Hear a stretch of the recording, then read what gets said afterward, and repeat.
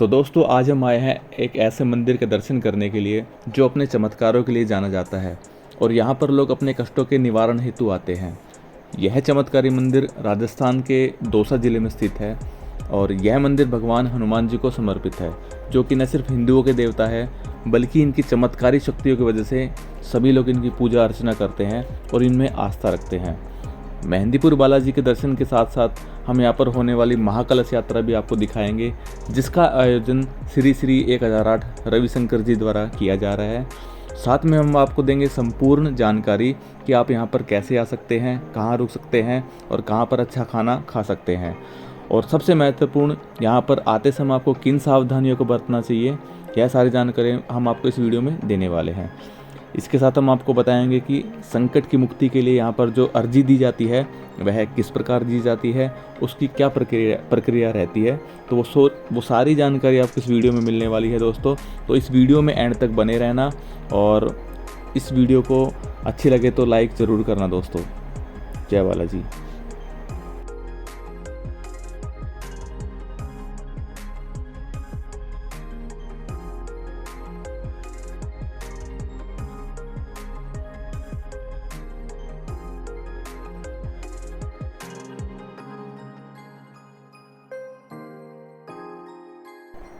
दोस्तों अगर आप ट्रेन से आते हैं तो मेहंदीपुर बालाजी जाने के लिए आपको बांदीकुई रेलवे स्टेशन पर उतरना पड़ेगा। वहाँ से मेहंदीपुर बालाजी की दूरी मात्र 35 किलोमीटर की है और यहाँ पर 24 घंटे साधन अवेलेबल रहते हैं। और अगर बस से या अपने पर्सनल व्हीकल से अगर आप आना चाहते हैं तो आगरा जयपुर हाईवे के ऊपर ही मेहंदीपुर बालाजी पड़ता है और दिल्ली मथुरा जयपुर आगरा, यहाँ से आप डायरेक्ट मेहंदीपुर बालाजी अपने कष्टों के निवारण हेतु पहुँच सकते हैं। भूत प्रेत, ग्रह नक्षत्र या किसी दुश्मन से परेशान या दुर्भाग्य आपका पीछा ना छोड़ रहे तो परेशान मत हो दोस्तों। हर संकटों से मुक्ति दिलाते हैं मेहंदीपुर के बालाजी। राजस्थान के दौसा जिले के एक छोटे से स्थान पर स्थित यह मंदिर संकटों से मुक्ति दिलाने के लिए विख्यात है।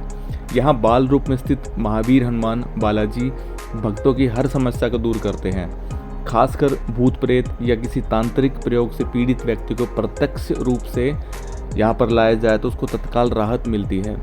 प्रेत बाधा से ग्रस्त व्यक्ति बालाजी मंदिर के पास सामने आते ही ठीक होने लगता है।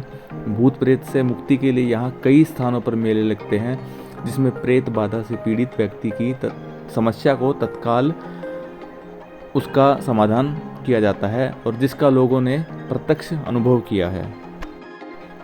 मेहंदीपुर बालाजी के मंदिर में प्रतिदिन हजारों लोग श्रद्धालु पहुँचते हैं। इसमें बुरी तरह से संकटग्रस्त लोगों की संख्या भी करीब 100 के करीब रहती है और बालाजी के दर्शन के लिए लंबी लंबी कतारें लगती है। इस दौरान श्रद्धालु जयकारे लगाते हुए अपनी बारी की प्रतीक्षा करते हैं और बालाजी के दर्शन के तत्काल पश्चात मंदिर परिसर में ही भैरव बाबा का मंदिर है, तो वहाँ पर भी दर्शन आपको करने चाहिए। अगर आपको यहाँ पर दर्शन करने हैं तो आपको कम से कम 2 से 3 घंटे का समय सामान्यतः लगता है। इस दौरान संकटग्रस्त लोग लाइन तोड़कर सीधे बालाजी महाराज के दर्शन करने के लिए आगे बढ़ते हैं। मान्यता है कि उन्हें बालाजी का बुलावा आता है तभी वे ऐसा करते हैं। उन्हें रोका नहीं जाता क्योंकि माना जाता है कि ऐसा करने पर उस व्यक्ति का संकट रोकने वाले के ऊपर सवार हो जाता है। बालाजी मंदिर में दर्शन करने के बाद मंदिर परिसर में ही भैरव बाबा के और प्रेतराज व दीवान सरकार के दर्शन करना भी जरूरी होता है। जैसे ही अब मंदिर परिसर में बालाजी महाराज के दर्शन कर बाहर निकलने के होते हैं तो उसके बिल्कुल पास ही प्रेतराज सरकार का मंदिर है। प्रेतराज के पीछे ही दीवान सरकार का मंदिर है। एक ही परिसर में इन तीनों मंदिरों के दर्शन करना व भोग लगाना अनिवार्य होता है। और यहाँ पर इस बात का ध्यान अवश्य रखें कि बालाजी महाराज के प्रसाद का कुछ हिस्सा स्वयं खाए, बाकी लोगों में बांट दे, या फिर जब आप मंदिर परिसर में दर्शन कर बाहर निकल रहे हो तो बिना पीछे देखे हुए अपने ऊपर से प्रसाद को वार कर पीछे फेंक दे। इससे संकट को दूर करने का यह एक प्रभावी उपाय माना जाता है। तो दोस्तों हम आ चुके हैं वीडियो के एक बहुत ही महत्वपूर्ण पार्ट में। यहाँ पर आने वाले व्यक्ति जो संकट में हैं और किसी बाधा में फंसे हुए हैं तो उसके लिए यहाँ पर एक अर्जी दी जाती है बालाजी महाराज को। तो उस बालाजी महाराज को अर्जी देने का जो प्रोसेस है वो मैं आपको बताने जा रहा हूँ। तो जैसा कि मैंने आपको बताया कि सबसे पहले बालाजी महाराज के दर्शन किए जाते हैं। दर्शन करने के बाद वहाँ पर अर्जी दी जाती है। तो कई लोग भीड़ भाड़ को देखते मद्देनज़र बालाजी मंदिर के ठीक सामने भगवान राम जी के मंदिर में अर्जी लगा देते हैं। मान्यता है कि भगवान राम के पास लगाई अर्जी का महत्व बालाजी महाराज के दरबार में लगाई अर्जी के समान ही होता है, और कहा जाता है कि अर्जी लगाने के बाद ही संकटों के समाधान की असली प्रक्रिया शुरू होती है। अर्जी के लिए पास की दुकान से सामग्री लेकर अपनी समस्या के बारे में बालाजी को मन ही मन में कहा जाता है और उससे मुक्ति दिलाने की प्रार्थना की जाती है। इसके साथ ही 10 रुपये का नगद चढ़ावा मंदिर में रखे दान पात्र में समर्पित किया जाता है। दोस्तों, यह वीडियो बहुत ही इन्फॉर्मेटिव है, सभी जानकारी आपको मिलने वाली है, तो वीडियो के एंड तक ज़रूर देखें। तो दोस्तों, हम आते हैं आरती का, जो यहाँ पर विशेष आरती होती है उसका जो महत्व होता है वो बताने जा रहे हैं। बालाजी महाराज, श्री राम दरबार और समाधि वाले बाबा, जो कि यहाँ पर एक महत्वपूर्ण स्थान है। यहाँ पर होने वाली सुबह शाम की आरती का विशेष महत्व होता है। इस दौरान आरती के दौरान पवित्र जल के छींटे श्रद्धालुओं पर किए जाते हैं और ऐसा माना जाता है कि उस पवित्र जल के छींटे से हर तरह के संकटों से मुक्ति मिल जाती है। तो सबसे पहले दोस्तों श्री राम दरबार में आरती होती है, फिर बालाजी महाराज के दरबार में आरती होती है और सबसे आखिरी में समाधि वाले बाबा के मंदिर में आरती होती है। और आरती के दौरान पवित्र जल के छींटे लेने के लिए श्रद्धालुओं की भारी भीड़ उमड़ती है। तो दोस्तों, जब आप बालाजी महाराज के दर्शन कर लेते हैं और मंदिर में अन्य जो मंदिर है वहाँ पे दर्शन करने के बाद आप जाते हैं तीन पहाड़ी के लिए। तीन पहाड़ी को भी काफ़ी प्रभावी मंदिर माना जाता है। बालाजी मंदिर के सामने ही तीन पहाड़ी है। अलग अलग पहाड़ियों पर भगवान शिव, माँ काली और पंचमुखी हनुमान व काल भैरव जी के मंदिर है और इन मंदिरों में दर्शन करना आवश्यक माना जाता है। मान्यता है कि कुछ संकट का हल बालाजी के मंदिर में पूरी तरह नहीं हो पाता, तो उसे भगवान शिव, माँ काली और काल भैरव दूर कर पाते हैं। अतः कई भक्त रूटीन में ही बालाजी महाराज के दर्शन करने के बाद तीनों पहाड़ियों के मंदिरों का दर्शन करते हैं। इन मंदिरों में भी संकट की मुक्ति के लिए जो दृश्य होते हैं वो आम देखने को लिए मिल जाते हैं। शिव मंदिर में जहाँ पर दीप जलाने का प्रावधान है, वहीं माँ काली के मंदिर में पान के पत्ते पर कपूर, लौंग आदि रखकर जलाए जाते हैं। जले पान के पत्ते को पुजारी के माध्यम से माँ को चढ़ाया जाता है। उससे थोड़ा सा हिस्सा पुजारी भक्तों को वापस दे देते हैं, जिसे प्रसाद के रूप में खाए जाते हैं। साथ में पंचमुखी हनुमान जी के मंदिर में छोटे लड्डुओं का भोग लगाया जाता है और उसे खाया जाता है। तो दोस्तों, तीन पहाड़ियों के दर्शन करने के बाद हम चलते हैं समाधि वाले बाबा, जो कि समाधि वाले बाबा का परिसर यहाँ पर अत्यंत महत्वपूर्ण केंद्र है।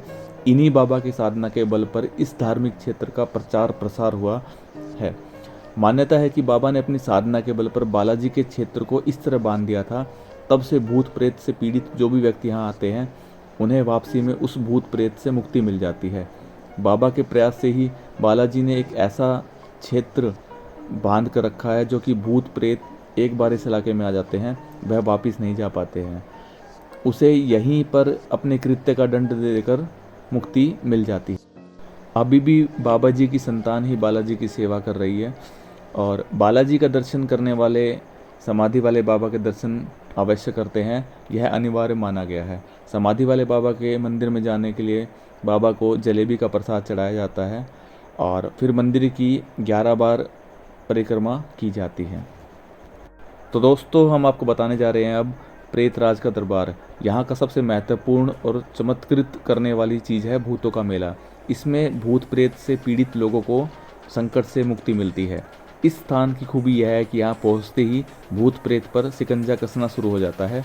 बालाजी महाराज, भैरव, प्रेतराज, दीवान सरकार, भगवान शिव, माँ काली के मंदिर में दर्शन करने से भूत प्रेत समेत तांत्रिक प्रयोग, ग्रह नक्षत्र आदि की समस्याओं का हल होना शुरू हो जाता है, वह प्रक्रिया शुरू हो जाती है। प्रेतराज के मंदिर में विशाल हॉल बनाया गया है जहां दिन में 2 से लेकर 4 बजे तक भूत प्रेत से पीड़ित लोग बैठते हैं।